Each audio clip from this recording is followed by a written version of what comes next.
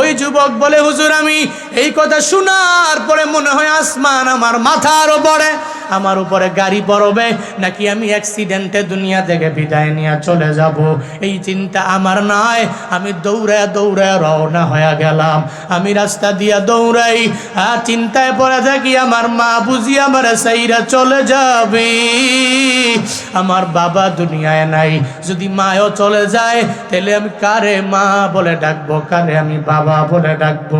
ওই যুবক বলে, হুজুর গো, এরপরে আমি দৌড়ে যখন মেডিকেল কলেজের মধ্যে গেলাম, ওখানে যাওয়ার পরে আমি দেখি শয্যাশায়ী বেডের ভিতরে আমার মায়ের শুয়ে দেওয়া হয়েছে, একটু একটু কথা বলতে পারে।